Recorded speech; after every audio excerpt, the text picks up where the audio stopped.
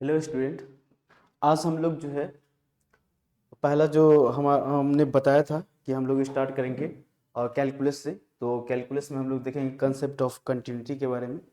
तो concept of continuity में ही हम लोग पढ़ेंगे सबसे पहले लिमिट क्या है, फिर डिफेंसिबिलिटी क्या है, फिर लिमिट पढ़ेंगे, फिर कंटिन्यूटी पढ़ेंगे, फिर डिफेंसिबिलिटी पढ़ेंगे, तीनों पढ़ेंगे। ठीक है।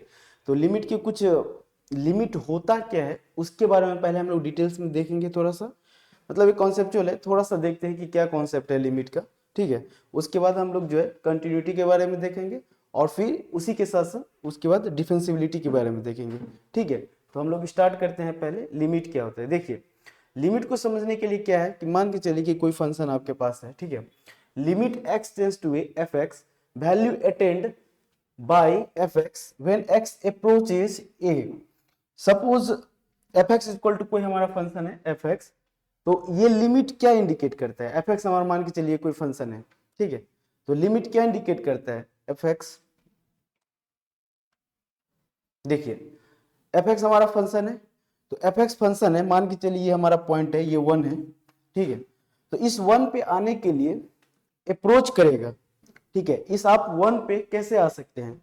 इस ग्राफ में आप 1 पे आना चाहते हैं तो आपके पास दो रास्ते हैं। मतलब 1 पे आने का मतलब है कि अप्रोच करना। ठीक है। तो आप अप्रोच इस 1 पे आने के लिए आप लेफ्ट साइड से भी कर सकते हैं। देखिए ये हमारा लेफ्ट हैंड है, लेफ्ट साइड, और ये हमारा राइट हैंड है। ठीक है। तो इस 1 पे आने के लिए, इस वाले पॉइंट पे आने के लिए, इस 1 पे आने के लिए आप लेफ्ट साइड से भी अप्रोच कर सकते हैं। ठीक है। और साथ में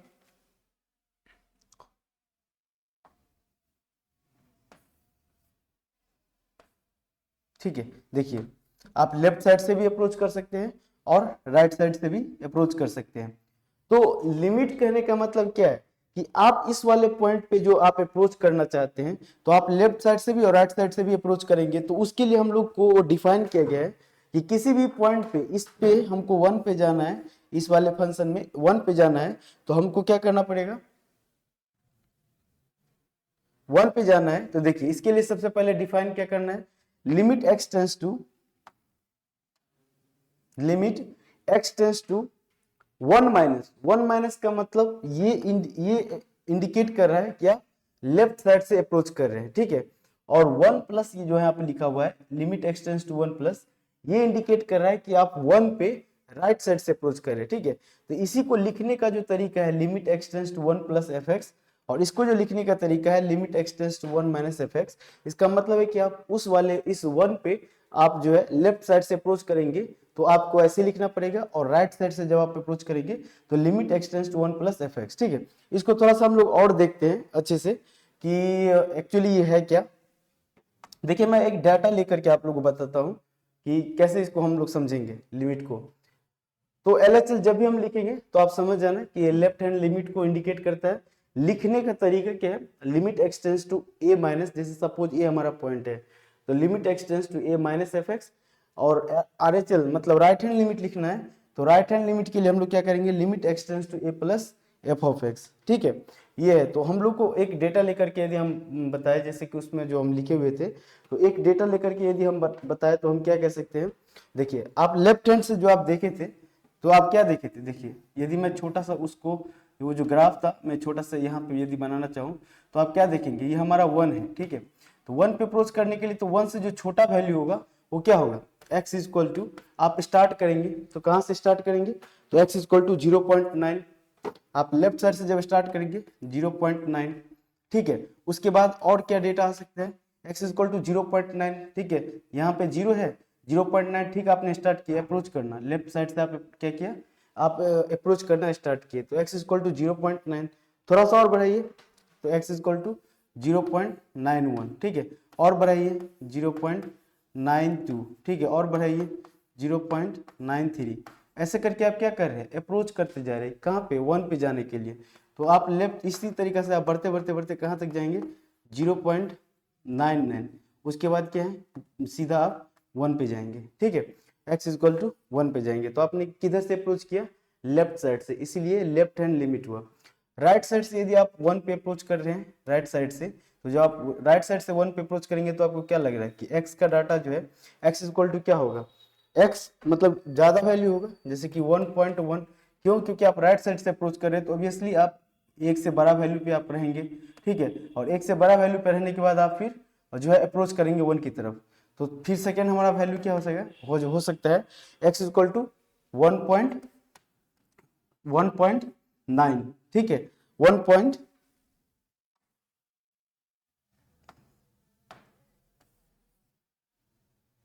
देखिए x इक्वल टू 1 लिखिए, 1 पॉइंट मैंने 1 लिखे, इसका मतलब 1.10 है, ठीक है। इससे छोटा वैल्यू लिखना पड़ेगा हमें 1.09, ठीक है। उससे और कम दैट इज 1.08। आप किधर की ओर, राइट तरफ अप्रोच कर रहे हैं, ठीक है। ये जो ग्राफ दिख रहा है इसमें आप किधर की ओर अप्रोच कर रहे हैं, राइट की तरफ, ठीक है। उसके बाद 1.07 ऐसे करके आप अप्रोच करते करते कहाँ 1.01 और फिर 1.00, that means x equal to आप 1 पे पहुंच गए। तो इस तरीका से इस 1 पे अप्रोच करने का आपके पास जो है दो तरीका है, दो साइड से, एक लेफ्ट साइड से इसीलिए इसे लेफ्ट हैंड लिमिट कहा गया, और एक राइट साइड से इसीलिए राइट हैंड लिमिट कहा गया, ठीक है। अब इसी चीज को देखिए, आपको ये चीज कहां देखने को मिलेगा, ठीक है। आप लोग जानते होंगे ये जो अभी डेटा था, मतलब ये जो कर्व था, ग्राफ था, उसमें हम लोग क्या देखे थे कि लिमिट जो है x tends to 1 minus F x और limit x tends to 1 plus F X, दोनों पे वैल्यू 1 आ रहा था अभी, ठीक है। तो आपको क्या लग रहा है कि ये हमेशा बात सही होगा, हमेशा ट्रू होगा? नहीं, ये हमेशा कहना सही या हमेशा ये सही नहीं है, बस इतना बात हमेशा सही नहीं है। Limit x tends to 1 minus F x, limit x tends to 1 plus F x, ये जो बात है ये ऑलवेज ट्रू नहीं है। इसके लिए कुछ और भी कंडीशंस होते हैं, तो ऑलवेज ट्रू नहीं है कैसे आप प्रूफ कर सकते हैं, तो देखिए हम बताते हैं कि कैसे ये ऑलवेज ट्रू नहीं है। तो देखिए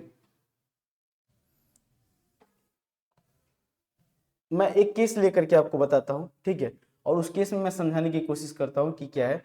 देखिए सबसे पहले हमारा जो फंक्शन है, मान के चलिए y equal to f x, आप लोग सभी जानते हैं ऐसा सिंबल जो लिखा हुआ है, ठीक है, इस सिंबल को क्या बोलते हैं, तो इसको बोलते हैं फ्लोर फंक्शन, ठीक है। या इसी का आप लोग नाम सुनेंगे ग्रेटेस्ट, या नहीं तो लार्जेस्ट, ठीक है, इंटीजर फंक्शन। आप लोग नाम सुने होंगे कि कैसे निकालते भी है, ठीक है, फ्लोर फंक्शन, या इसी को ग्रेटेस्ट या लार्जेस्ट इंटीजर फंक्शन बोलते हैं।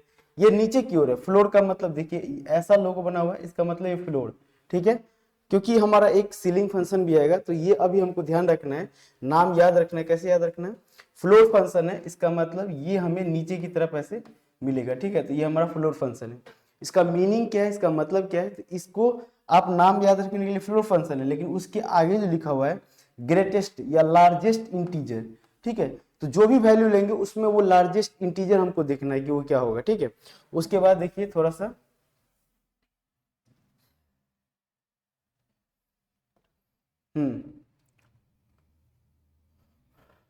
तो क्या होता है ग्रेटेस्ट इंटीजर, तो इट गिव्स, ये देता है, देखिए it gives the largest integer less than और इक्वल टू x, मतलब आप x में जो भी वैल्यू लिए हैं उसका वो ग्रेटेस्ट या लार्जेस्ट वैल्यू को देता है, तो उसको हम क्या बोलते हैं, ग्रेटेस्ट इंटीजर। एग्जांपल के रूप में हम लोग समझेंगे। और दूसरा जो अभी हम लोग देखेंगे, देखिए ये ऊपर की ओर है ऐसा, इसको हम लोग क्या बोलेंगे, सीलिंग फंक्शन, इसका जो नाम दिया गया है सीलिंग फंक्शन, या नहीं तो इसको हम क्या बोलेंगे, देखिए ऐसा बना हुआ है, ठीक है। तो इसको हम लोग क्या बोलेंगे, इसका नाम सीलिंग फंक्शन, या नहीं तो इसी को क्या बोलते हैं, स्मॉल इंटीजर फंक्शन, ठीक है। तो जब भी आपको ऐसा लोगो मिले, ये देखिए इस तरीका से मिले, तो इसको क्या बोलेंगे, सीलिंग फंक्शन, ठीक है, या फिर स्मॉल इंटीजर फंक्शन। ये क्या करता है, तो it gives the smallest integer, it gives the smallest integer greater than और इक्वल टू एक्स, ठीक है। मैं एग्जांपल लेकर के बताता हूं तो आप लोग को और भी बेटर समझ में आएगा। बस नाम आप लोग को ये याद रखना है कि इसको बोलते हैं, क्या बोलते हैं, इसको सीलिंग फंक्शन बोलते हैं। लेकिन दूसरे लैंग्वेज में यदि और बोले कि क्या इसको बोलते हैं, ये होता है small integer function. Small integer function, जब भी आप इस वाले सिंबल को देखेंगे तो ये स्मॉल इंटीजर फंक्शन होगा, छोटा वैल्यू होगा। स्मॉल इंटीजर में जितना इंटीजर उनका वैल्यू होगा उसमें सबसे जो छोटा वैल्यू होगा वो हमको लिखना है ऐसे में। और इससे पहले जो नीचे फ्लोर फंक्शन ये वाला था, फ्लोर फंक्शन इसको बोलते हैं, या इसी को बोलते हैं ग्रेटेस्ट इंटीजर फंक्शन। मतलब जितना इंटीजर वैल्यू होगा उसमें जो सबसे ग्रेटेस्ट होगा ये हो जाएगा आपका ग्रेटेस्ट इंटीजर फंक्शन। तो देखिए मैं एग्जांपल के रूप में आपको बताता हूँ। लिमिट का अप्रोच यहीं से आया है, लिमिट जो आप देखते हैं ये यहीं से निकल के आता है, ठीक है। तो देखिए एग्जांपल के रूप में आप थोड़ा देखिए, यह देखिए फ्लोट फंक्शन है ये हमारा, इसी का दूसरा नाम क्या है, ग्रेटेस्ट इंटीजर फंक्शन।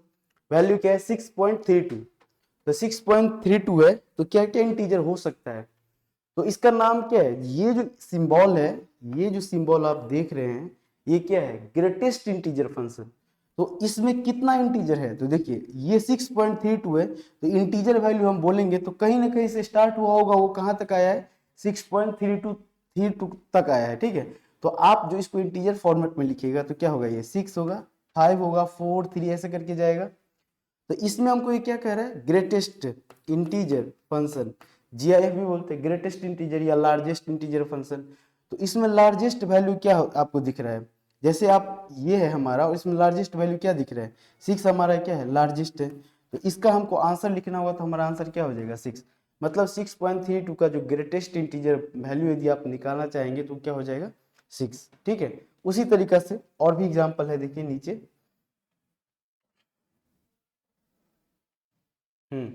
देखिए ये जो हमारा, ये हमारा क्या है, इसको बोलते हैं सीलिंग फंक्शन, ठीक है। और सीलिंग फंक्शन में मैंने क्या बताया था, इसका दूसरा नाम क्या है, स्मॉलेस्ट इंटीजर फंक्शन। तो स्मॉलेस्ट इंटीजर फंक्शन का मतलब है कि 6.32, ठीक है। तो स्मॉलेस्ट इंटीजर, ये सिंबल ऐसे यूज कर रहे हैं, ये स्मॉलेस्ट है, तो ये स्टार्ट कहाँ से होगा, 7 से, 7 8 9, क्यों, क्योंकि इसका स्मॉलेस्ट जो सबसे छोटा पार्ट होगा इंटीजर के बाद, इंटीजर वाला वो 7 होगा, तो उसकी ये आगे आगे की तरफ जाएगा 7 8 9 10, तो उसमें जो सबसे स्मॉल वैल्यू है वो क्या है हमारा 7। तो जब भी 6.32 है और ऐसा सिंबल यूज किया गया है, इसका मतलब क्या है, स्मॉलेस्ट इंटीजर फंक्शन। तो स्मॉलेस्ट इंटीजर फंक्शन जो है वो क्या हो जाएगा यहाँ पे 7, ठीक है। उसी तरीका से यदि हम बहुत सारा और भी एग्जाम्पल लेना चाहें, तो और एग्जाम्पल के रूप में यदि मैं आप लोग को बताऊँ 3 4, तो देखिए आप लोग बताइए कि क्या होना चाहिए यहाँ पे। आप लोग वीडियो को पॉज कीजिए और थोड़ा देर के लिए सोचिए कि क्या हो सकता है। आप वीडियो सीरीज देख रहे हैं तो उसमें आप अपने जो है वीडियो को पॉज कीजिए और फिर बताइए, ठीक है। आप सोचिए कि क्या होगा, क्योंकि माइनस वाला टर्म्स भी यूज है और प्लस वाला टर्म्स भी यूज है, साथ में सिंबल्स भी आपको ध्यान में रखना है, ठीक है। देखिए तो 11.68 है और नीचे क्या लगा हुआ है, लार्जेस्ट, या इसी को क्या बोलते हैं, ग्रेटेस्ट। पहले वाले में क्या है, ग्रेटेस्ट इंटीजर फंक्शन।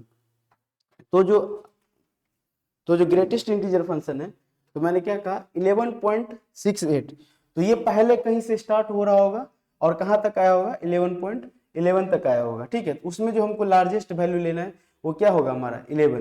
तो 11.68 में जो लार्जेस्ट वैल्यू हमारा क्या हो जाएगा 11, क्यों, क्योंकि मैंने क्या बताया था, ये हमारा क्या लार्जेस्ट इंटीजर फंक्शन, लार्जेस्ट को इंडिकेट कर रहा है, और ये स्टार्ट कहां से होगा 12 से और फिर बढ़ते जाएगा। तो इसमें जो स्मॉलेस्ट वैल्यू होगा वो क्या हो जाएगा आपका 12, ठीक है।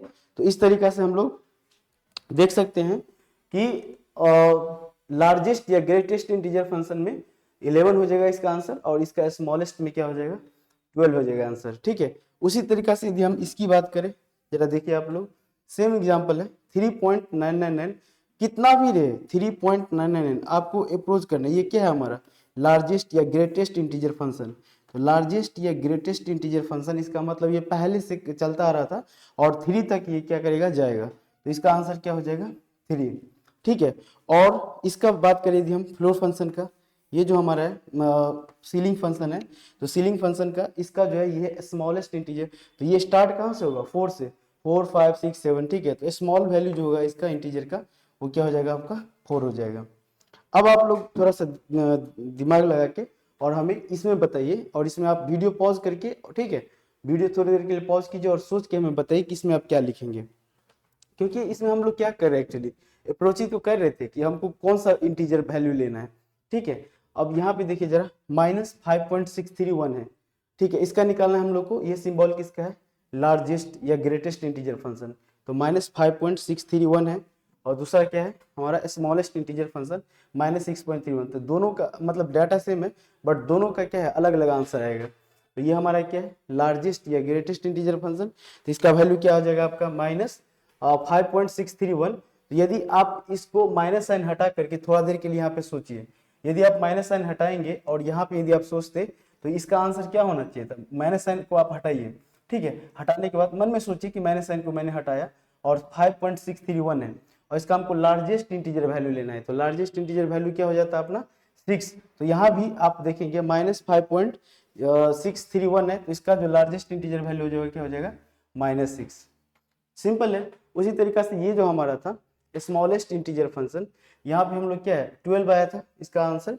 तो यहाँ पर भी यदि हम बात करें इसका स्मॉलेस्ट इंटीजर वैल्यू का फंक्शन कितना होगा, तो ये हमारा क्या हो जाएगा -5।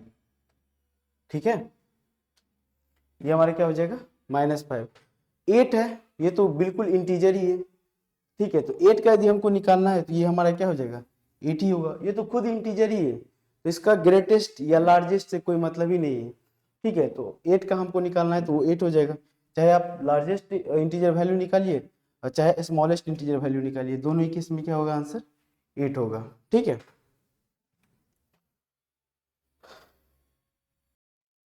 ठीक है, देखिए इसके आगे हम लोग देखते हैं नेक्स्ट। मान के चलिए हम लोग को स्केच ड्रॉ करना है। Let's sketch y equal to जैसे कि ग्रेटेस्ट इंटीजर x है। ठीक है, ग्रेटेस्ट इंटीजर x, इसका हम लोग को एक फिगर ड्रॉ करना है और हम लोग देखेंगे कि क्या है। तो देखिए इसमें हम लोग वैल्यू लेते हैं। आपको पता है अभी जैसे हमने देखे थे कि 0 और 1 के बीच में कोई भी वैल्यू रहता, जैसे मान के चलिए 0.56 कुछ भी रहता, 0 और 1 के बीच में कुछ भी वैल्यू रहता और इसका हम बोलते ग्रेटेस्ट इंटीजर वैल्यू क्या होगा, तो वो हमारा क्या हो जाता है। इसको लिखने का तरीका ऐसा है, ये हमारा x ऐसा लिखा हुआ है। ठीक है, तो इसका जो ग्रेटेस्ट इंटीजर आप ऐसे निकालते तो इसका वैल्यू क्या आता 0। उसी तरीका से 1 और 2 के बीच में आप ग्रेटेस्ट इंटीजर निकालते उसका वैल्यू कितना आता 1। 2 और 3 के बीच में आप ग्रेटेस्ट इंटीजर, ठीक है, फाइंड करते तो वो हमारा क्या हो जाता 2। तो इस तरीका से आप देखिए जरा। ठीक है, ऐसे हम बढ़ते जाएंगे। तो जो हमारा y equal to f x जो हमारा है, इसी का मतलब इसको स्टेयर केस फंक्शन भी बोलते हैं ग्रेटेस्ट इंटीजर को, या दूसरा जो है स्टेप फंक्शन भी बोलते हैं। मतलब कि ग्रेटेस्ट इंटीजर x का जो हम लोग यदि फिगर ड्रॉ करना चाहेंगे तो इसको नाम से हम लोग ऐसे जानते हैं। ठीक है, यहाँ देखिए ये जो फिगर इसका दिख रहा है, तो मैं छोटा कर दूं। ठीक है, ये देखिए ये जो आपको दिख रहा है ये हमारा y और x के बीच में ग्राफ है। तो यहाँ पे देखिए 0 से 1 के बीच में, जैसे मैंने कहा था वहां पे मैंने इससे पहले बताया था, 0 से 1 के बीच में ग्रेटेस्ट इंटीजर का वैल्यू क्या होगा 0। 1 से लेके 2 के बीच में ग्रेटेस्ट इंटीजर का वैल्यू कितना होगा 1। 2 से 3 के बीच में 3। तो हमको क्या करना है, चेक करना है, लिमिट चेक करना है एग्जाम्पल्स के रूप में कि ये हमारा ये जो हमारा है स्टेप फंक्शन है। ठीक है, तो इसमें हमको चेक करना है लिमिट किस वाले वैल्यू पे 3 पे हमको लिमिट चेक करना है कि हमारा फंक्शन जो है ये कंटिन्यूअस है या डिसकंटिन्यूअस है। तो ग्राफ देख के तो आप बिल्कुल ही बोल सकते हैं कि ये डिसकंटिन्यूअस है। कैसे? क्योंकि ग्राफ यहाँ पे स्टार्ट हुआ 0 से कहाँ तक गया 1 तक, फिर 1 से स्टार्ट हुआ कहाँ तक गया 2 तक, 2 से स्टार्ट हुआ 3 तक, 3 से 4 तक। तो आप क्या देख रहे हैं, हर गैप में क्या कर रहा है ग्राफ ब्रेक कर रहा है। तो आप फिगर देख करके इजिली बोल पाएंगे कि हमारा ये कैसा है डिसकंटिन्यूअस है। लेकिन जो अभी हमने अप्रोच के हिसाब से बताया था कि हम लोग अप्रोच करते हैं, लिमिट में क्या करते हैं एक्चुअली अप्रोच किया जाता है, लेफ्ट हैंड तरफ से left hand limit, right hand तरफ से राइट हैंड लिमिट अप्रोच करते हैं आप। तो मान के चलिए हम एक एग्जांपल लेते हैं 3 पे, हमको ना 3 पे चेक करना है, 3 पे हमको चेक करना है हमारा लिमिट। तो 3 पे हम क्या करेंगे अप्रोच करेंगे, सिंपल। जिस भी वैल्यू पे हमको चेक करना है, जिस भी चीज वैल्यू पे, वहां पे हमको क्या करना है अप्रोच, लेफ्ट साइड तरफ से भी और राइट साइड तरफ से भी 3 पे अप्रोच करना है। तो क्या करेंगे देखिए 3 पे अप्रोच करने के लिए 3 से छोटा वैल्यू हम लोग देखते हैं, है ना, और वो हम लोग किधर की ओर अप्रोच करते हैं 3 की तरफ। तो 3 से छोटा वैल्यू आप देखिए ये जो आपको दिख रहा है ये वाला, ये 3 पे है। ठीक है, और 3 से जैसे आप छोटा, 3 पे आपको क्या दिख रहा है 3 से छोटा आप कुछ भी वैल्यू लीजिए, 3 से छोटा वैल्यू आप कुछ भी लीजिए तो उसका वो जो हमारा ग्राफ है ग्रेटेस्ट इंटीजर में वो हमको क्या दिखेगा 2 दिखेगा। ठीक है, यहाँ तक इस वाले पॉइंट तक। लेकिन 3 से जैसे थोड़ा सा भी हम वैल्यू ज्यादा लेंगे 3 से, तो हम कहाँ पहुंच जाएंगे सीधा 3 पे। तो आप क्या देख रहे हैं कि 3 से जब हम छोटा वैल्यू ले रहे हैं, 3 से जब आप लेफ्ट मतलब कि 3 पे अप्रोच आप जब लेफ्ट साइड से अप्रोच कर रहे हैं तो आप कहाँ पे लाई कर रहे हैं 2 पे। ठीक है, लेकिन जैसे ही 3 से आप थोड़ा सा भी ज्यादा वैल्यू ले रहे हैं, इसका मतलब जो आप राइट साइड से 3 पे अप्रोच कर रहे हैं तो आप कहाँ पहुंच जा रहे हैं 3 पे। तो हम क्या देख रहे हैं, दोनों ही केस में हमारा वैल्यू क्या आ रहा है, डिफरेंट। मतलब आप जब लेफ्ट साइड से जब आप अप्रोच किए, लेफ्ट साइड से जब आप अप्रोच किए तो 2 पे जा रहे हैं, जब राइट साइड से अप्रोच करें तो आप 3 पे जा रहे हैं। तो आपको क्या दिखा इससे, इससे क्या पता चला कि जब limit x tends to 3 minus का मतलब लेफ्ट साइड से जब आप अप्रोच कर रहे हैं, तो लेफ्ट साइड से अप्रोच कर रहे हैं तो आपका वैल्यू कितना आ रहा था, 2। ठीक है, जब आप limit x tends to 3 plus F x, जब आप राइट साइड से अप्रोच करेंगे, तो राइट साइड से जब आप अप्रोच करेंगे तो आप कहाँ जा रहे थे, 3 पे, है ना। तो हमारा दोनों वैल्यू क्या आ रहा है, डिफरेंट आ रहा है। उस पे आ रहा है 2 और इस पे आ रहा है 3। तो जब दोनों वैल्यू डिफरेंट है तो हम क्या बोलेंगे, हमारा ये फंक्शन कैसा है, डिसकंटिन्यूअस। ठीक है, तो इस तरीके से देखिए आप यहाँ पे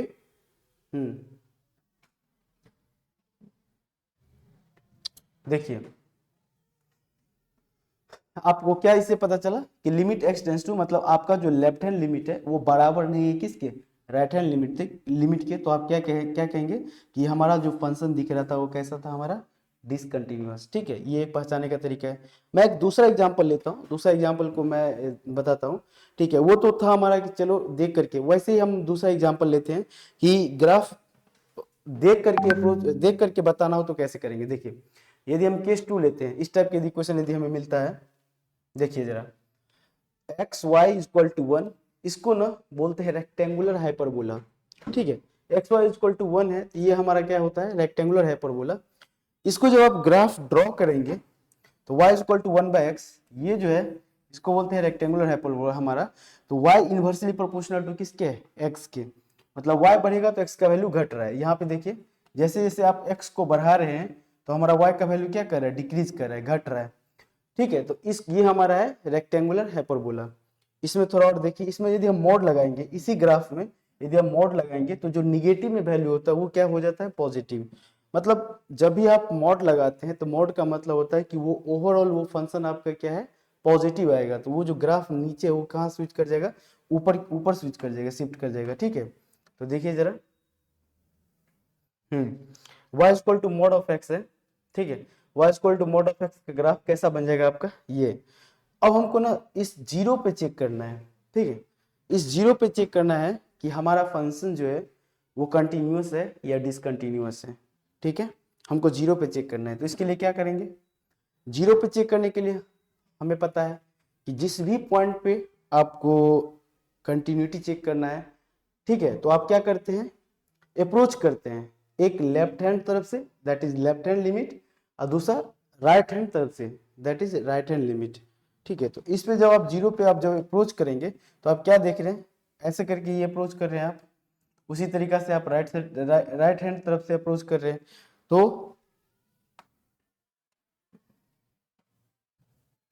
तो देखिए आपको इससे क्या वैल्यू मिला, जरा देखिएगा, आपको इससे क्या वैल्यू मिलेगा। जब आप जीरो माइनस का मतलब जब आप लेफ्ट साइड से आप अप्रोच कर रहे थे, ठीक है, limit x tends to 0 plus f of x, जब आप लेफ्ट साइड से अप्रोच कर रहे थे तो एफ ऑफ जीरो का जब वैल्यू उसमें रखेंगे, क्यों, क्योंकि y इक्वल टू क्या था, y इक्वल टू आपका क्या था, 1/x, x इक्वल टू आप जीरो रखेंगे तो 1/0 होगा। तो 1/0 का वैल्यू क्या होता है, इन्फिनिटी। तो आप कहाँ पहुंच जाएंगे, इन्फिनिटी पे, मतलब वो टेंडिंग करेगा इन्फिनिटी को। तो उस तरीका से ये हम क्या कह सकते हैं कि हमारा फंक्शन कैसा है, डिसकंटिन्यूअस। ठीक है, देखिए, तो ये आपका जो है ग्राफ देख करके और समझने का था कि अप्रोच करके हम कैसे समझे ये कंटिन्यूअस है या डिसकंटिन्यूअस है। ठीक है, अब हमको चेक करना है, अब हमको जो नेक्स्ट हमको पढ़ना है that is conditions for continuity.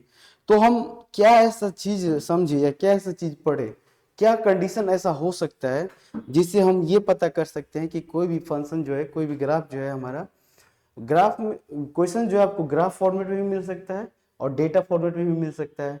तो इसके लिए क्या है, ग्राफ देख करके चाहे डेटा देख करके आप नहीं अंदाजा लगा सकते, तो उसके लिए कुछ ना कुछ एक प्रॉपर कंडीशन होना चाहिए।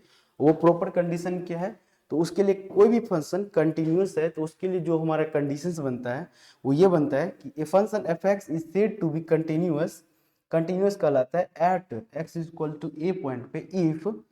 तो उसके लिए क्या क्या कंडीशंस फुलफिल होना चाहिए, तो देखिए उसके लिए जो कंडीशंस फुलफिल होना चाहिए आपको, उसके लिए जो कंडीशन फुलफिल होना चाहिए, सबसे पहले लेफ्ट हैंड लिमिट बराबर होना चाहिए राइट हैंड लिमिट के। हम जानते हैं लिमिट कैसे सॉल्व करते हैं, कैसे निकालते हैं। ठीक है, आगे हम लोग और भी देखेंगे लिमिट को। अभी तो मैंने बस छोटा सा अप्रोच करके बताया था कि लेफ्ट हैंड और राइट हैंड से अप्रोच करते हैं, फंक्शन का वैल्यू रखते हैं, पुट करते हैं। ठीक है, तो उसके लिए कंडीशन होना चाहिए कि कोई भी फंक्शन यदि कंटिन्यूअस है तो उसका लेफ्ट हैंड लिमिट बराबर होना चाहिए किसके, राइट हैंड लिमिट के। और दूसरा जो एफ ऑफ ए है, मतलब उस फंक्शन में उस पॉइंट पे जो वैल्यू होगा मस्ट बी डिफाइंड। ठीक है, मतलब कि इनफाइनाइट वैल्यू नहीं आना चाहिए, वो मस्ट बी डिफाइंड, मतलब कुछ ना कुछ वैल्यू होना चाहिए उस फंक्शन पे। ठीक है, और ये दूसरा कंडीशन था। तीसरा कंडीशन क्या है? तीसरा जो कंडीशन है, ठीक है, देखिए तीसरा कंडीशन है कि limit x tends to a minus F x बराबर होना चाहिए राइट हैंड लिमिट के, और बराबर किसके होना चाहिए, वो जो फंक्शन है हमारा उस पे उस वैल्यू को रखेंगे तब, मतलब तीनों ही आपस में क्या होना चाहिए, बराबर। अब आप कह सकते हैं कि किसी भी फंक्शन में left hand limit, right hand limit और उस फंक्शन पे जो वैल्यू है, यदि ये तीनों बराबर होता है तब आप कह सकते हैं कि हमारा जो फंक्शन है वो क्या है, कंटिन्यूअस है। ठीक है, F x is continuous at x is equal to A, ये कब हो सकता है, when limit X tends to A F X exist. यदि हमारा लिमिट मतलब उस फंक्शन पे, उस पॉइंट पे हमारा फंक्शन जो है वो एग्जिस्ट करे, तब आप कह सकते हैं कि क्या है हमारा क्या है हमारा वो फंक्शन कंटिन्यूअस है। ठीक है, तो ये कंटिन्यूटी का कंडीशंस था, 3 कंडीशंस। मोस्टली आप लोग जो है कंडीशंस को याद रखिए कि कोई भी फंक्शन कंटिन्यूअस है तो left hand limit, right hand limit और उस पॉइंट पे वो जो फंक्शन है वो डिफाइन होना चाहिए, मतलब वो फंक्शन एग्जिस्ट करना चाहिए, तब आप कहेंगे कि वो फंक्शन कैसा है, हमारा कंटिन्यूअस है। ठीक है, अब देखिए दूसरा है कंसेप्ट ऑफ डिफेंसिबिलिटी। तो यदि आप कंटिन्यूटी जानते हैं तो फिर नंबर आता है डिफेंसिबिलिटी का। अब डिफेंसिबिलिटी समझिए, डिफेंसिबिलिटी क्या है। तो डिफेंसिबिलिटी के लिए ये टर्म्स जो आता है ना, ये डिफेंसिएशन से आता है डिफेंसिबिलिटी। तो आप जब 12th में पढ़े होंगे तो 12th में मैथमेटिक्स में जो है ये जो है पूछता है, मतलब बोर्ड में, कि आप फर्स्ट प्रिंसिपल से उसको प्रूफ कीजिए, या फर्स्ट प्रिंसिपल से आप उसको आंसर बताइए। बट यहाँ पे ऐसा कुछ नहीं है, ये कंपटीशन है, कॉम्पिटिटिव एग्जाम का प्रिपरेशन कर रहे हैं, तो ऐसा यहाँ पे कुछ भी नहीं है। यहाँ पे आपको सिंपल डिफरेंशिएशन आता है, तो आप बहुत ही इजी वे में बता सकते हैं कि कोई भी फंक्शन जो है वो डिफरेंशिएबल है या नहीं है। ठीक है, आपको डिफरेंशिएशन आना चाहिए, तो उसके लिए जो कंडीशंस है वो भी हम लोग देखेंगे। पहले एक बार हम लोग फर्स्ट प्रिंसिपल क्या है वो भी देख लेते हैं थोड़ा सा। फर्स्ट प्रिंसिपल जैसे क्या है, देखिए तो मान के चलिए कि कोई फंक्शन है हमारा y equal to f x, कोई फंक्शन है। ठीक है, y equal to f x कोई फंक्शन है, तो इसको हम लोग क्या करेंगे, डिफरेंशिएट करेंगे। तो डिफरेंशिएट करेंगे एक बार, तो डिफरेंशिएशन का मतलब क्या होता है, चेंज, रेट ऑफ चेंज। ठीक है, आप लोग जानते हैं। तो dy बाई डी एक्स जो है एफ डैश ऑफ एक्स, लिखने का ये तरीका है अलग अलग। dy बाई डी एक्स को आप ऐसे भी लिखते हैं, बोलने के लिए इसको बोला जाता है rate of change of F x, किसके रिस्पेक्ट में, विथ रिस्पेक्ट टू एक्स। ये जो हमारा फंक्शन है y या एफ एक्स, वो x के रिस्पेक्ट में क्या हो रहा है, चेंज हो रहा है। ठीक है, when the change in x is considered very small। ठीक है, वो जो चेंज हो रहा है वो बहुत ही ज्यादा स्मॉल वैल्यू, मतलब बहुत ही कम चेंज हो रहा है। ठीक है, इसीलिए उसको स्मॉल डी से हम इंडिकेट कर रहे हैं। ठीक है, तो देखिए ये हमारा मान के चलिए कि लिमिट x टेंस टू 0, जो हमारा फंक्शन था एफ ऑफ एक्स, जो हम फंक्शन लिए थे उसमें हमने क्या किया, F of x plus H डाला, माइनस जो हमारा ओरिजिनल फंक्शन था that is the F of x divided by that function. तो इसको हम लोग क्या करेंगे, जो फर्स्ट प्रिंसिपल का रूल है, ये फर्स्ट प्रिंसिपल के रूल से मैंने ऐसा लिखा हुआ है, मतलब फर्स्ट प्रिंसिपल का रूल ऐसे लिखाता है। तो इसको जब हम लोग डिफरेंशिएट करेंगे, ठीक है, यहाँ पे जब हम डिफरेंशिएबिलिटी चेक करना है तो इसको हमको क्या करना पड़ेगा, डिफरेंशिएट करना पड़ेगा। तो डिफरेंशिएट करेंगे तो क्या हो जाएगा, limit F dash of x, और यहाँ पे जब आप डिफरेंशिएट करेंगे इस वाले, तो ऊपर में तो आपको सेम ही दिखेगा, जो फंक्शन था वो सेम ही दिखेगा, बट नीचे वाले में ये जो हट जाएगा, क्यों, क्योंकि आप माइनस साइन और ये कट जाएगा तो हमारा क्या बचेगा, मतलब ये x और ये कट जाएगा तो हमारा क्या बचेगा, सिंपल h बचेगा। तो आप इसके बाद यहाँ से क्या करेंगे, आप सिंपल लिमिट सॉल्व करेंगे, लिमिट जैसे सॉल्व करेंगे तो आपका क्या निकल जाएगा, d y by d x. ठीक है, तो ये फर्स्ट प्रिंसिपल है जो कि 12th में पूछा जाता है। 12th में आपको इसके अकॉर्डिंग आंसर्स करना होता है, बट आप डिप्लोमा किए हैं, अब जो है आपको कॉम्पिटिशन एग्जाम में बैठना है तो उतना टाइम नहीं है, उतना पूछेगा भी नहीं, उस हिसाब से करना भी नहीं है। ठीक है, बहुत शॉर्ट मेथड, बस डिफरेंशिएशन आता है आपको, आराम से बनेगा क्वेश्चन। ठीक है, देखिए तो इसके लिए हम लोग क्या देखेंगे, अब कंडीशंस क्या है कि कोई भी फंक्शन डिफरेंशिएबल है, इसके लिए कंडीशन क्या है। जैसे कंटिन्यूटी के लिए हमने देखा था, उसी तरीके से क्या है डिफरेंशिएबिलिटी के लिए कंडीशन, कि कोई भी फंक्शन यदि डिफरेंशिएबल है तो क्या कंडीशन है। तो देखिए ए फंक्शन, थोड़ा सा डेफिनेशन समझ लेते हैं। A function F x is said to be differentiable, ये डिफरेंशिएबल तब कहलाता है at the point X equal to A, ठीक है। इफ पहला है क्या, first, it is continuous at the point X equal to A. अब यहाँ पे पहला ही पॉइंट कह रहा है कि कोई भी फंक्शन डिफरेंशिएबल तब होगा, या कोई भी फंक्शन को आप डिफरेंशिएबल तब बोलेंगे जब वो पहले कंटिन्यूअस होना चाहिए उस वाले पॉइंट पे, ठीक है। X equal to a point पे पहले वो फंक्शन कंटिन्यूअस होना चाहिए, तभी आप डिफरेंशिएबिलिटी की बात करेंगे, ठीक है। तो वो पहले कंटिन्यूअस होगा। तो देखिए ये हुआ फर्स्ट पॉइंट। सेकंड पॉइंट क्या कह रहा है, सेकंड कंडीशन क्या कह रहा है, सेकंड कंडीशन क्या कह रहे हैं थोड़ा देख लेते हैं। सेकंड कंडीशन कह रहा है कि जो लेफ्ट हैंड डेरिवेटिव, अब देखिए यहाँ पे डेरिवेटिव का यूज कर रहा है, लेफ्ट हैंड डेरिवेटिव बराबर होना चाहिए किसके, राइट हैंड डेरिवेटिव के। तो पहला कंडीशन था कंटिन्यूअस होना चाहिए, मतलब फंक्शन उस वाले पॉइंट पे, तब आप डिफरेंशिएबिलिटी की बात करेंगे। दूसरा दूसरा क्या है कि लेफ्ट हैंड डेरिवेटिव बराबर होना चाहिए किसके, राइट हैंड डेरिवेटिव के। तो आपको पता है कि लेफ्ट हैंड डेरिवेटिव कैसे निकालते हैं, राइट हैंड डेरिवेटिव कैसे निकालते हैं, सिंपल डिफरेंशिएट करना है। मतलब लेफ्ट हैंड डेरिवेटिव मतलब लेफ्ट हैंड पे जो फंक्शन है उसको डिफरेंशिएट करना है, राइट हैंड डेरिवेटिव का मतलब राइट हैंड पे जो फंक्शन है उसको डिफरेंशिएट करना है। कैसे पता चलेगा कि कौन लेफ्ट हैंड और कौन राइट हैंड, तो आपको वहां पे सिंबल दिया रहेगा, आप जो भी पॉइंट रहता है वो पॉइंट आपको सिंबल से पता चल जाता है कि वो लेफ्ट हैंड है मतलब छोटा वैल्यू है, या फिर राइट हैंड मतलब बड़ा वैल्यू, जिस पे भी आपको करना है उस वाले फंक्शन को लेकर के उसको क्या करना है, डिफरेंशिएट करना है, ठीक है। और समझने के लिए तो फर्स्ट प्रिंसिपल के अकॉर्डिंग आप ऐसे समझ सकते हैं कि ये लेफ्ट हैंड डेरिवेटिव है और ये वाला हमारा राइट हैंड डेरिवेटिव है, ठीक है। और देखिए नेक्स्ट, जो थर्ड है हमारा, देखिए ये जो थर्ड फंक्शन है, the function F X should not have a vertical line tangent at the point X equal to A. तीसरा कंडीशन बहुत खतरनाक और बहुत इंपॉर्टेंट कंडीशन है। क्या कंडीशन है, ये कंडीशन ये कह रहा है कि वो जो फंक्शन है हमारा एफ एक्स, उस पे वर्टिकल लाइन टेंजेंट नहीं होना चाहिए। तो किसी भी फंक्शन पे टेंजेंट लाने का मतलब क्या है, उसका डेरिवेटिव निकालना, dy बाई डी एक्स। जैसे देखिए एग्जाम्पल के रूप में हम ये जो फंक्शन लिखे हैं, ये जो फंक्शन दिख रहा है आपको, ये जो ग्राफ के रूप में जो फंक्शन दिख रहा है एग्जाम्पल के रूप में देखिए जरा, ये एक पैराबोला का ग्राफ है, ठीक है। Y square equal to X, ये पैराबोला है हमारा। इस पैराबोला को आप देखिए y equal to X, Y का value under root of X, इसको यदि आप डिफरेंशिएट करते हैं, इस ग्राफ पे हमको यदि स्लोप चाहिए, तो किसी भी ग्राफ पे स्लोप चाहिए, ठीक है, तो उसको क्या करते हैं, डिफरेंशिएट करते हैं। तो इस फंक्शन को जब आप डिफरेंशिएट करेंगे dy by d x, 1/2 under root of x, ठीक है।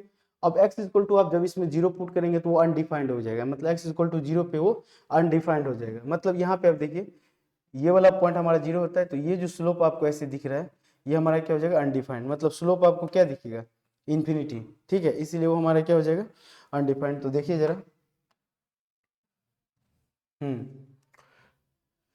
एक्स इक्वल टू जीरो पे वो अनडिफाइंड था, तो वो ऐसा नहीं होना चाहिए।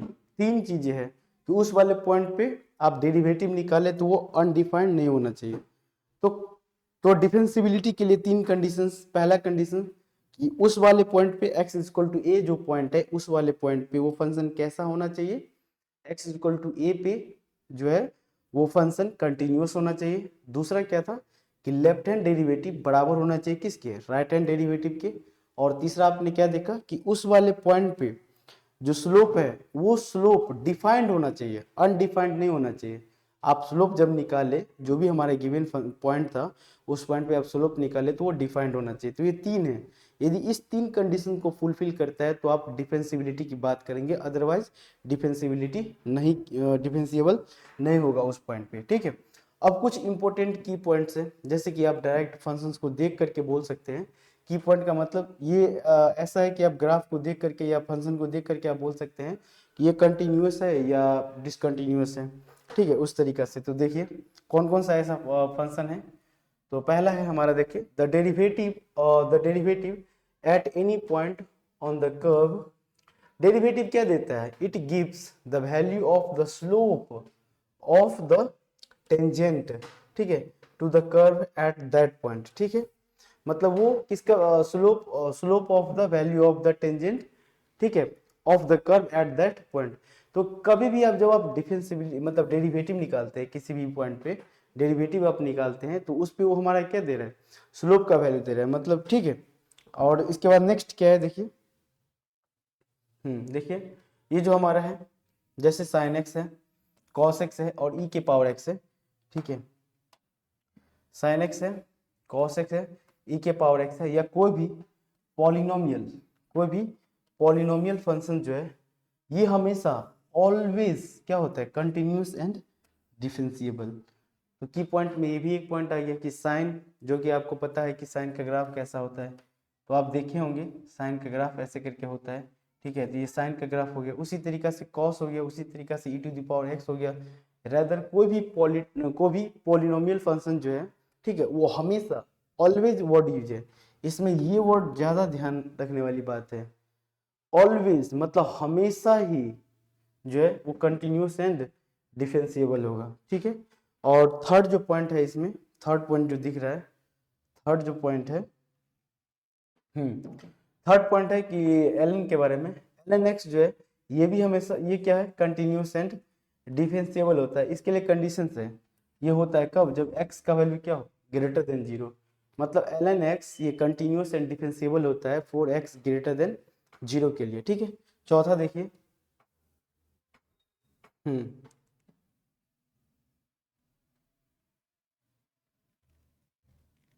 ठीक है, चौथा देखिए, if f x and g x are continuous and differentiable, दो फंक्शन है अलग अलग एफ एक्स और जी एक्स, वो कंटिन्यूस भी है एंड डिफरेंशिएबल भी फंक्शन है, ठीक है। Then the following functions will also be continuous and differentiable. यदि दो फंक्शन इंडिविजुअली कंटिन्यूस और डिफरेंशिएबल है तो उनके बीच का रिलेशंस भी वो है हमेशा कंटिन्यूस एंड डिफरेंशिएबल होगा, ठीक है। कैसे, तो देखिए जो क्या क्या ऐसा प्रॉपर्टी है जो सेम होगा, जैसे कि एफ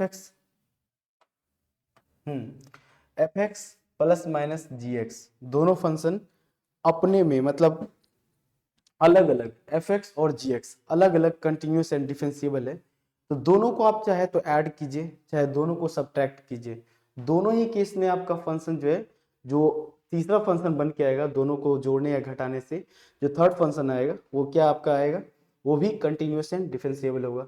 चाहे तो आप दोनों फंक्शन को मल्टीप्लाई कर दीजिए तब भी वो फंक्शन कंटिन्यूस एंड डिफरेंशिएबल होगा, चाहे तो आप डिवाइड कर दीजिए तब भी वो सेम ही रहेगा, मतलब कंटिन्यूस एंड डिफरेंशिएबल ही होगा at a points where G X, मतलब G X not equal to zero होना चाहिए, मतलब डिनोमिनेटर का जो ये जो है हमारा, ये जीरो की इक्वल नहीं होना चाहिए। क्यों, यदि ये जीरो हो जाता है तो ये हमारा क्या बन जाएगा, अनडिफाइंड बन जाएगा, इन्फिनिटी बन जाएगा, इसीलिए ये फंक्शन डिफाइंड होना चाहिए, मतलब जीरो के इक्वल नहीं होना चाहिए, ठीक है।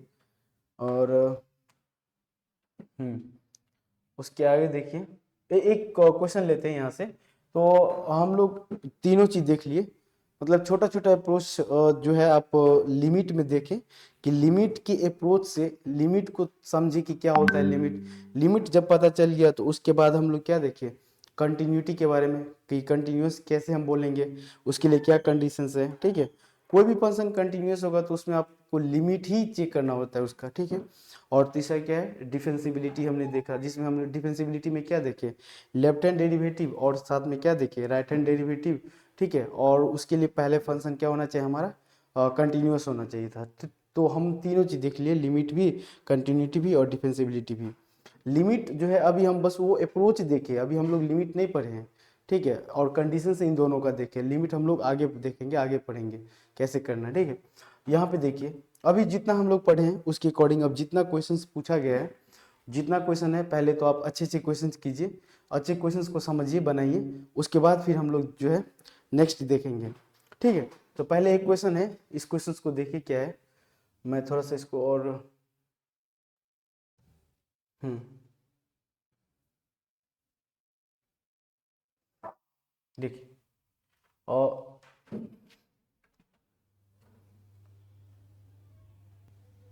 देखिए हम लोग एक एग्जांपल लेते हैं, ठीक है।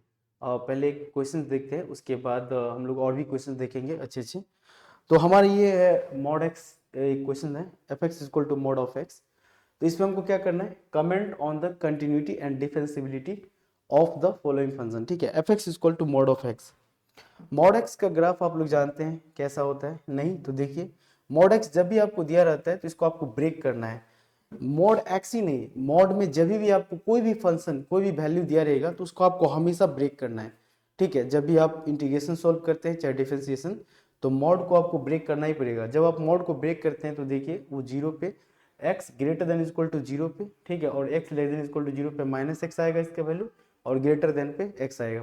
इसका ग्राफ यदि आप देखना चाहते हैं तो मॉड x का ऐसा ग्राफ होता है, x लेस देन पे देखिए y इक्वल टू माइनस ऑफ x, इसका ग्राफ ऐसा रहता है, और पॉजिटिव में y इक्वल टू x पे ग्राफ ऐसा जाता है। तो ये मॉड x का ग्राफ है। तो इस पे आपको ना कमेंट करना है, इस पे आपको बताना है कि ये जो ग्राफ है y equal to mod of x ये कंटिन्यूअस है या फिर डिफरेंशिएबल है या फिर दोनों है, ये आपको कमेंट करना बताना है। तो कैसे करेंगे, तो देखिए सबसे पहले हमने क्या किया, f x equal to mod of x graph था, उसको हमने क्या किया, ब्रेक किया।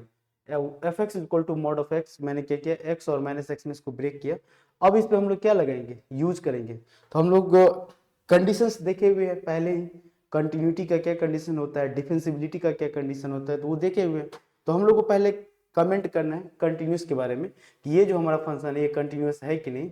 तो ग्राफ देख करके आप लोग क्या है अंदाजा लगा सकते हैं क्या, बिल्कुल ग्राफ देख करके भी आप कई कई क्वेश्चन में आप बोल सकते हैं कि ये जो हमारा फंक्शन है वो कंटिन्यूस है, बट ऐसे नहीं कि हर ग्राफ देख करके आप बोल सकते हैं, ठीक है।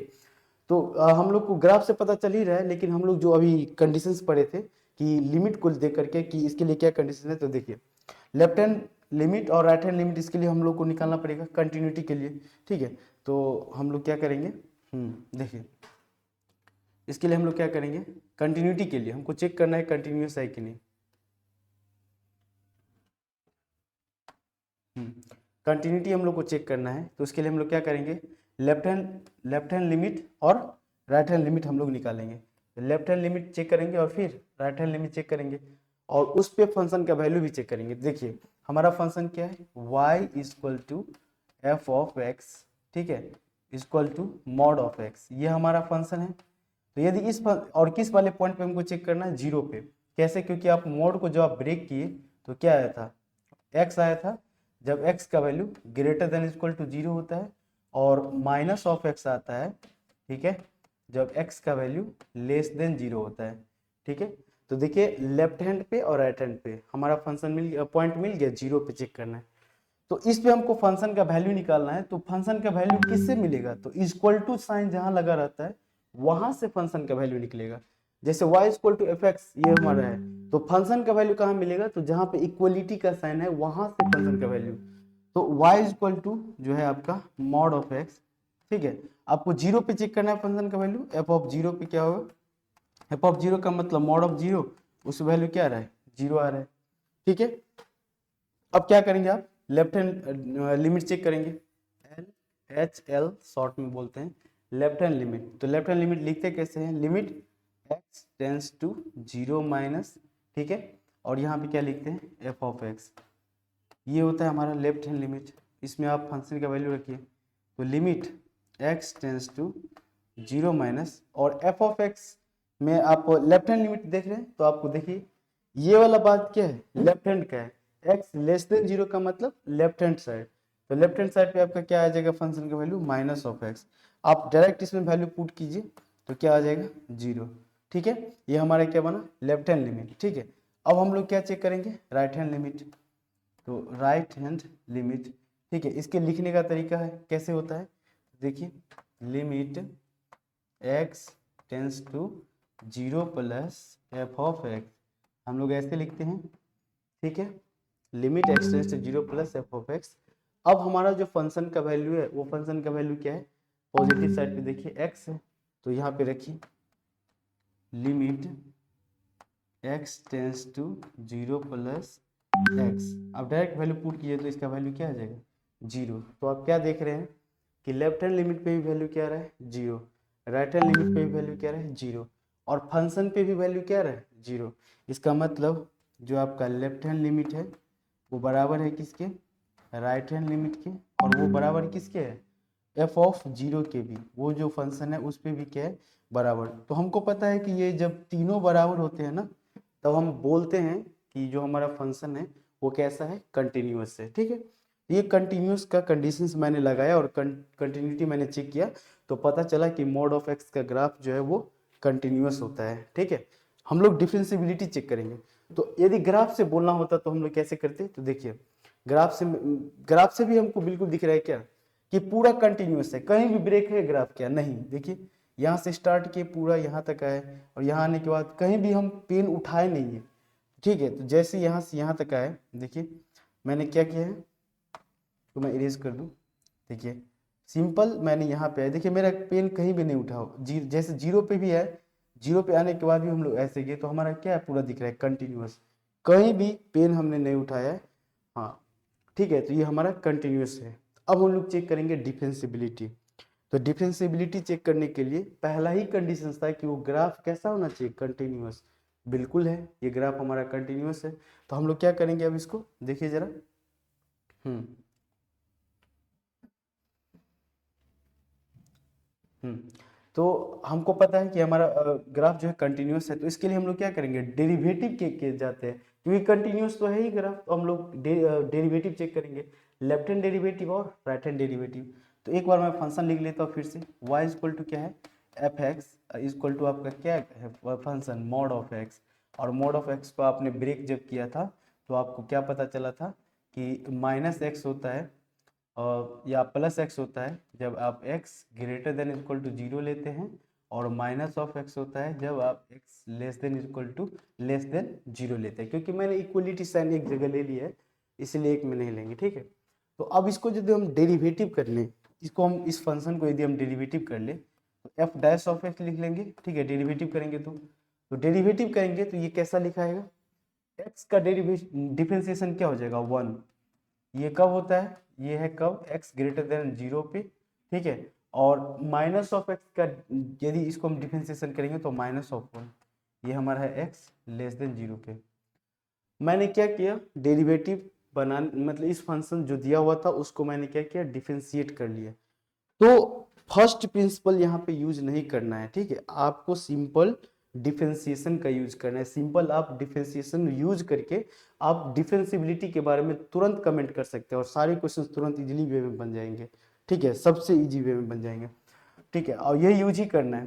ठीक है, देखिए अब हम यदि आपसे बोलेंगे कि लेफ्ट हैंड डेरिवेटिव, यहाँ देखिए मैं डेरिवेटिव लिख रहा हूँ, लेफ्ट हैंड डेरिवेटिव का वैल्यू क्या है, तो यहाँ पे लेफ्ट हैंड डेरिवेटिव की वैल्यू यदि बात करें तो हमारा क्या दिख रहा है, minus of one. Left hand derivative जो है हमारा क्या रहा है, माइनस ऑफ वन। यदि हम आपको बोले यहाँ पे राइट हैंड डेरिवेटिव क्या आया है, तो आपने पहले ही डिफरेंशिएट करा है, डेरिवेटिव का मतलब डिफरेंशिएशन, जो आपने डिफरेंशिएशन किया है, तो राइट हैंड डेरिवेटिव क्या है, वैल्यू वन। तो लेफ्ट हैंड डेरिवेटिव पे वैल्यू माइनस वन है, राइट हैंड डेरिवेटिव पे वैल्यू क्या है, वन है। तो आपको क्या दिख रहा है, लेफ्ट हैंड डेरिवेटिव बराबर नहीं है किसके, राइट हैंड डेरिवेटिव के। तो जब दोनों वैल्यू बराबर है ही नहीं तो कैसे ये डिफरेंशिएबल होगा, बिल्कुल ये फंक्शन डिफरेंशिएबल नहीं है। तो नहीं है तो क्या ऐसा रीजन है, क्यों ऐसा है कि ये डिफरेंशिएबल नहीं है, ग्राफ से पता चलेगा। जैसे मैंने ये इस थ्योरी से देखा तो हमें पता चला कि ऐसा है, तो क्योंकि ये दोनों वैल्यू बराबर नहीं है तो हम कमेंट कर दिए कि ये डिफरेंशिएबल नहीं है मोड एक्स का ग्राफ। लेकिन यदि इसमें और भी हमको सोचना है कि क्यों ही ऐसा है, या ग्राफ देख के कि किस रीजन से वो डिफरेंशिएबल नहीं है, तो उसके लिए जो रीजन्स है, देखिए एक बार फिर से आप ग्राफ देखिए, उसके लिए जो रीजन्स है, हम्म देखिए ये जो पॉइंट है जीरो पे, ठीक है, ये जो पॉइंट है एज पॉइंट, ठीक है, ये एज पॉइंट है। इस वाले पॉइंट पे जब आप डेरिवेटिव, मतलब ये जो जीरो पॉइंट है ये, ठीक है, एज पॉइंट है, इस पे जब आप डेरिवेटिव निकालते हैं, डेरिवेटिव का मतलब क्या होता है, डिफरेंशिएट करना। डिफरेंशिएट करने का मतलब क्या है, इस वाले पॉइंट पे टेंजेंट निकालना। टेंजेंट निकालने का मतलब क्या है, स्लोप, मतलब इस वाले पॉइंट पे आपको स्लोप चेक करना होगा। जैसे आप स्लोप निकालेंगे तो ये जो पॉइंट है ये हट जाएगा, मतलब बीच में जो है ये पॉइंट खाली हो जाएगा, इसीलिए जो है मतलब इस पे आप टेंजेंट ड्रॉ करेंगे। जैसे ही टेंजेंट ड्रॉ करेंगे तो ग्राफ वैसे ही ब्रेक हो जाएगा। ठीक है, और इस केस में हमारा डेरिवेटिव नहीं होगा। ठीक है, डिफरेंशिएबल नहीं होगा। तो मोड ऑफ एक्स का जो ग्राफ है वो हमारा क्या है, कंटिन्यूअस है बट डिफरेंशिएबल नहीं है। ठीक है, चलिए और भी हम एग्जाम्पल देखते हैं अभी। देखिए, तो हम लोग इससे क्या देखें कि इफ ए फंक्शन, कोई भी फंक्शन मतलब डिफरेंशिएबल नहीं था, उसके लिए जो लॉजिक है वो क्या लॉजिक है, क्यों ऐसा हो रहा है। तो if a function is continuous at point, ठीक है, कंटिन्यूअस है बट, ठीक है, at point but left hand derivative is not is equal to right hand derivative, ठीक है, then we get a sharp point. उस वाले केस में हमको क्या मिलता है, एक शार्प पॉइंट मिलता है, मतलब लेफ्ट हैंड डेरिवेटिव बराबर नहीं था राइट हैंड डेरिवेटिव के, इस केस में हमको क्या मिलता है, एक शार्प पॉइंट मिलता है eight that point. Sharp point बोलिए या उसी को क्या बोलते हैं, एज पॉइंट बोलते हैं, या उसी को क्या बोलते हैं, कॉर्नर पॉइंट बोलते हैं, ठीक है। तो डेरिवेटिव बराबर नहीं, इसका मतलब कहीं ना कहीं उस वाले फंक्शन में, उस वाले ग्राफ में हमको क्या मिलेगा, एक शार्प पॉइंट या फिर एज पॉइंट या फिर कॉर्नर पॉइंट, जिसके कारण वो डेरिवेटिव या डिफरेंशिएबल नहीं होता है। तो f x is equal to mod of x का जो ग्राफ है वो क्या है हमारा, कंटिन्यूस तो है बट डिफरेंशिएबल नहीं है, at x is equal to 0 पे नॉट डिफरेंशिएबल, ठीक है। मैं आप लोग को और भी एग्जांपल देता हूँ, ठीक है। तो देखिए, अभी दो क्वेश्चन है, आप लोग को बताना है, ठीक है। इसमें भी आप लोगों को कंटिन्यूटी एंड डिफरेंशिएबिलिटी बताना है, कंटिन्यूटी एंड डिफरेंशिएबिलिटी, ठीक है। ये आप लोग को कमेंट करना है, बताना है इसमें भी। और दूसरा जो हमारा क्वेश्चन है, इस वाले फंक्शन का भी हम लोग क्या करना है, कंटिन्यूटी एंड डिफरेंशिएबिलिटी चेक करना है at x equal to 1 point पे, ठीक है। तो ये दोनों आप लोग को करके लाना है, ठीक है। चलिए, तो आज का सेशन अभी हम लोग यही रखते हैं, नेक्स्ट सेशन के लिए हम लोग देखेंगे और उसमें और भी क्वेश्चन हम लोग प्रैक्टिस करेंगे लिमिट, कंटिन्यूटी एंड डिफरेंशिएबिलिटी पे, ठीक है। Thank you.